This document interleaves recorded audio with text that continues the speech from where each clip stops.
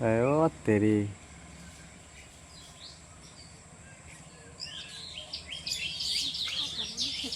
হুম।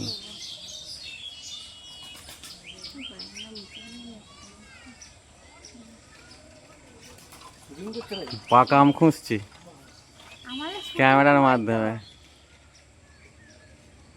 দেখেছো আমগুলো খালি সাইজ খালি দেখে নাও, এই দেখে নাও একদম গাছের পাকা, বুঝতে পারছো? এটা কোনো কেমিক্যালে পাকা নয়।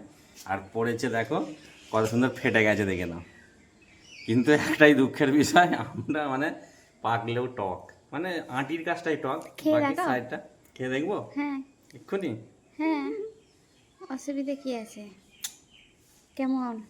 হুম, একদম প্রথম আম, বছরের প্রথম আম আমি বউনি করলাম। মিষ্টি না টক? টক মিষ্টি। তাই একটু মিষ্টি থাকে, কিন্তু ভিতরে আবার টক থাকে।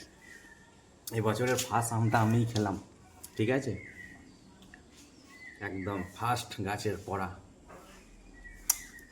পেরিচি, এটা পড়া নয় পেরিচি, ফেটে গেছে, ঠিক আছে? ওই যে ওইখানে দেখতে পাচ্ছ, ওই যে। দেখা যাচ্ছে। তো গাছে পাকলে ভালো মিষ্টি হয়, কি বলো?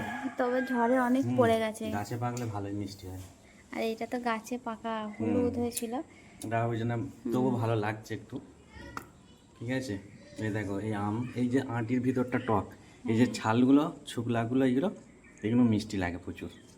এটা কি জাত জানো? এটা কিচ্ছু জাত জানি না, এটা কি জাত আমি নিজেও এটা জানি না। আটির গাছ। ওকে, চলো। তো এটাই আমাদের হিমসাগর। হুম।